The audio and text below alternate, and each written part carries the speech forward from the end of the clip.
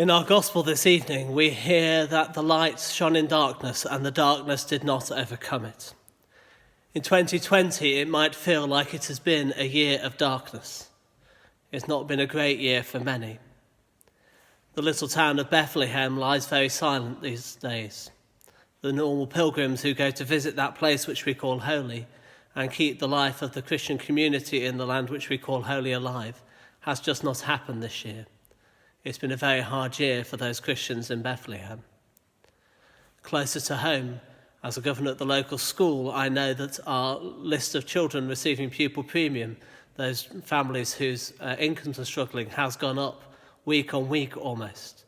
Clearly there's lots of people in our community who are struggling financially at the moment. We probably have friends or family or other acquaintances we know whose working life has become more insecure. The use of our local food banks has also increased. Lots of things going on. And this is even before we start to talk about the isolation that many are feeling at this time. People feeling cut off from family and friends.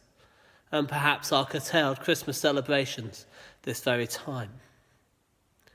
But amidst all this darkness, there is much of light to celebrate.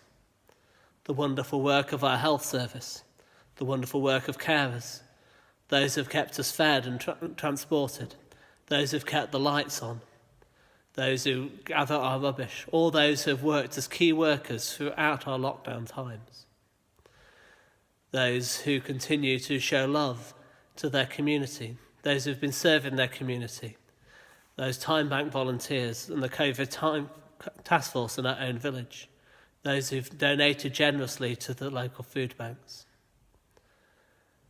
Some of those people who have brought light into the world will have done so out of a sense of their Christian faith. That sense that to be a Christian is to make light shine in darkness. As our great gospel puts it this evening, and the Word became flesh and dwelt amongst us, and we have seen his glory. We are called to show that glory and light to the world, to show God's love in the world by using our hands and feet to his glory. We may not be able to feel that we are very able to do this, that we have the skills that are required. But I'm always reminded of the last verse of my favourite carol.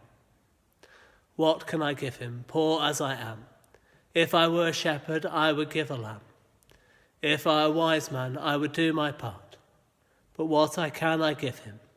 Give my heart.